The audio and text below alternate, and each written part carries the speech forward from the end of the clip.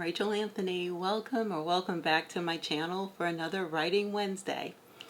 Today we're going to talk about beta readers because I am at that place in my writing publishing process.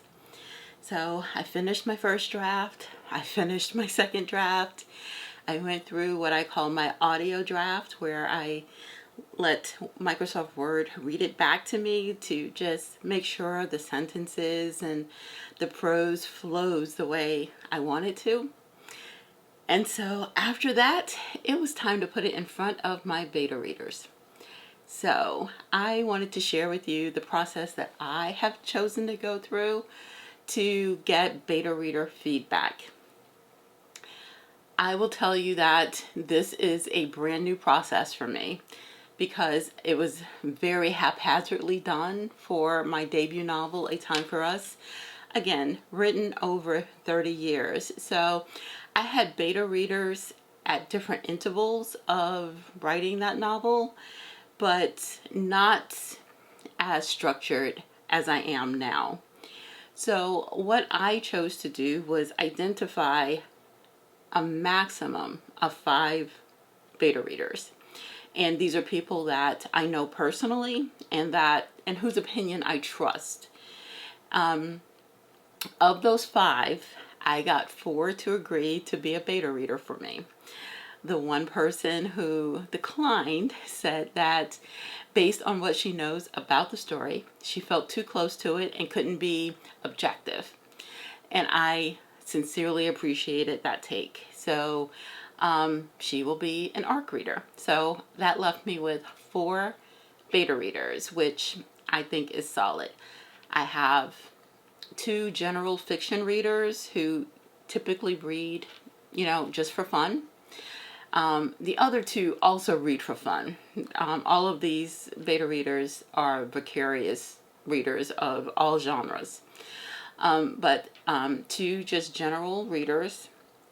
One is a former high school English teacher, and the other is a former librarian. So I am getting eyes on this manuscript from different lenses, which I feel is important.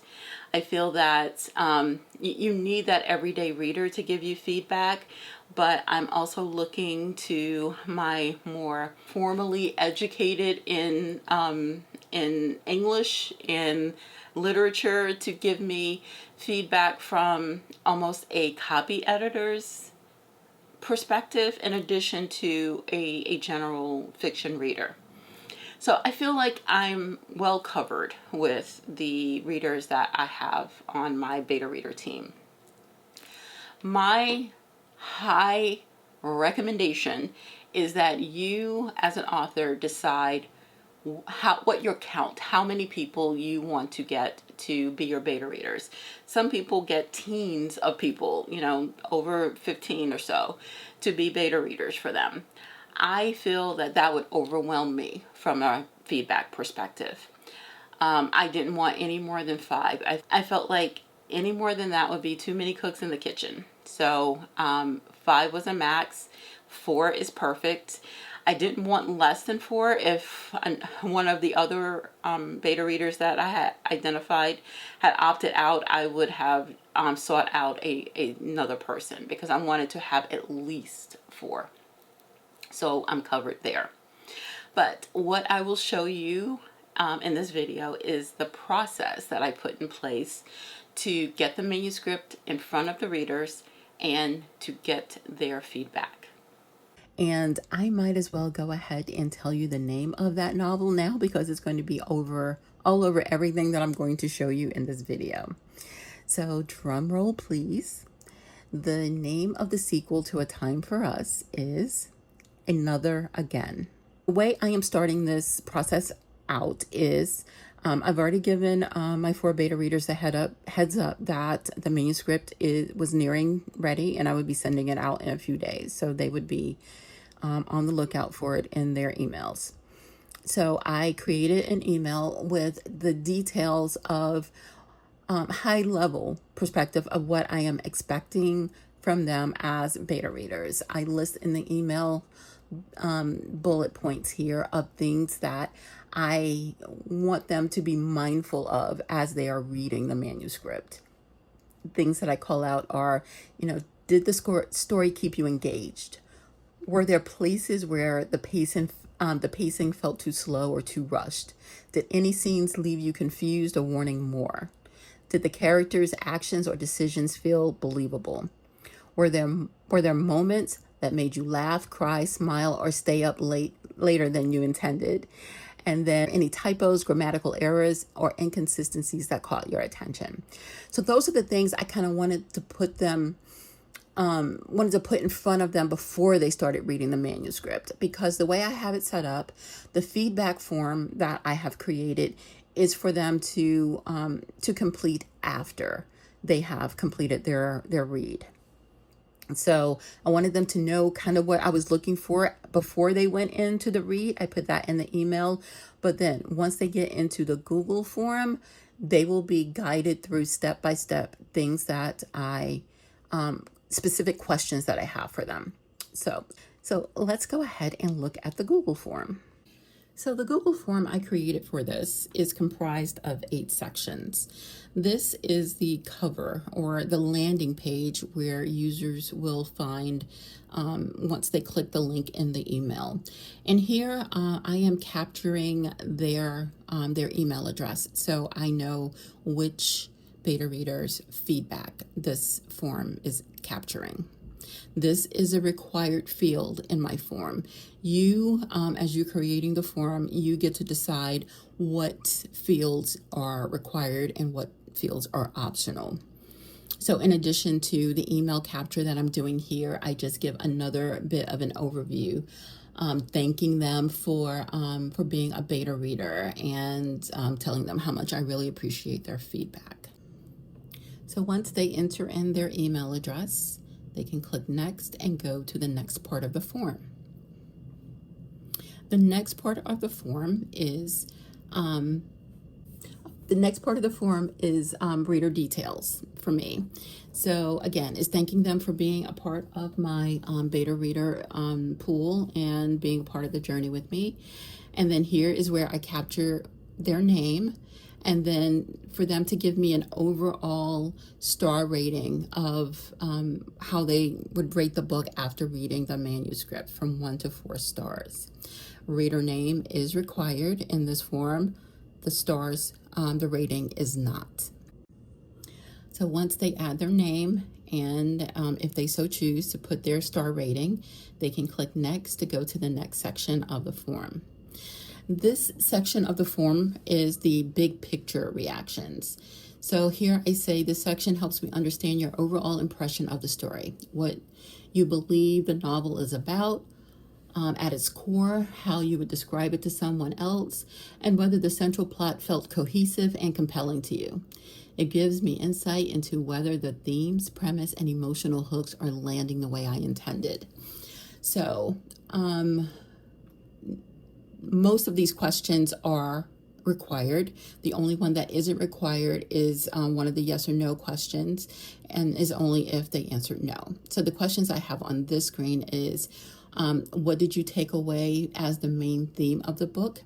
When you're filling out Google Forms, if you're unfamiliar, you can determine what type of question this is. So this one is what you call a long answer question, where it's basically free form for them to just enter their text in it. The next question, how would you describe this book to someone else? Same thing, a long answer question. The next question is a yes or no question. Did the plot make sense to you? If it's yes, then no need to fill out. The next question is if you answered no, why? I don't have that as a required question. And then the last question in this section is which part of the book made you not want to put it down? And again, this is a long answer question. So I'm just going to mime some text here on the required fields so I can get out of this form and go to the next page. So this section is about pacing and structure. The questions I ask here, first of all, I say these questions help me see how the story moved for you, whether the opening drew you in, whether your interest may have dipped, and whether any chapter transitions felt smooth or disorienting. This section is especially helpful for identifying places where the pacing, clarity, or overall structure may need strengthening. So the questions I ask here is, do the first 5 pages make you want to keep reading? If yes, great. If no, then I ask them to, give me more information on why they lost interest. The next question, did you feel yourself losing interest at any point? If they answer yes, no problem. If no, then, If they answered yes, then they would come down and give me more information on what point they lost interest. If no, then they're good. The next question, where, if any, did the transition from one chapter to the next feel too jarring, as though you may have missed something? Again, a long answer for them just to answer in their text. This one should be a required field. Actually, no, I did that on purpose. And then what do you think are the weakest 2 chapters? And what do they seem to be missing? Okay, let me put in my required answers here so I can move on to the next section. And then the next section is about characters, relationships, and dialogue. Here I say this section gets to the heart of your reading experience by focusing on the people or the page. By focusing on the people on the page. It helps me understand which characters resonated with you most, whether you wanted more from certain relationships or situations, and whether the dialogue felt natural, believable, and easy to follow. So I cannot wait to hear the answer to this question. Who was your favorite character and why? I have my predictions, but I can't wait to hear what this feedback is. Number 10, is there a relationship or situation you would have liked me to explore more deeply? Yes or no? If yes, then they're asked here to give more information in the next question. If no, no problem. Was the dialogue believable? Yes or no? And then was there at any point where the dialogue or narration didn't feel believable or required more than the average focus to read through, especially if dialect was involved? I do have a character who has a very southern dialect. So it was a character in the first book, and I didn't get any negative feedback about the dialect there. So I'm hoping that same situation carries to this book as well. So, but I do give the readers an opportunity to tell me, give me more information if that was the case for them. So I'll just go through and answer these questions so I can get to the next section. This section is about continuity and emotional impact. These questions help me catch any continuity issues you notice, such as timeline slips, character inconsistencies, setting errors, or other discrepancies, and also help me understand whether the ending gave you the emotional payoff you were hoping for. In short, this section tells me both what may need to be fixed and whether the story ultimately landed with you. So, the next question, did you notice any discrepancies in time, places, characters, or dialects? If yes, then they're asked to give me more details here. If no, no problem. The next question, did you find the ending emotionally fulfilling? If yes, no problem. If no, then I give them the opportunity to tell me why.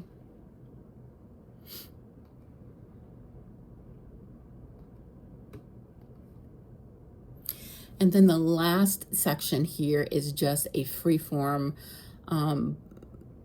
field for them to tell me anything else they may want to tell me that I may have not asked in the previous questions. And so I say that this space is for anything that didn't neatly fit into the questions above. Favorite moments, lines that landed, scenes that dragged, continuity notes, emotional reactions, or anything you think would help make Another Again stronger. This is an optional question. And here, when I click next, I say, here, thank you for reading another again. And they have the option here to get a copy of their responses. And then they can click submit to submit their form to me. And then I will get their responses in Google. So that is the Google form that I am using to capture my beta readers' feedback. So now we're back to the email. So the second link in the email that I share with the beta readers is the link to download the manuscript. I am using BookFunnel to distribute the manuscript to the readers. So when they click on the download manuscript link, they will be taken to the BookFunnel landing page for the Another Again beta reader manuscript. When they click this link, they will be taken to a form where they fill out their name, their email address, and then click beta reader copy. Why is that so hard for me to say?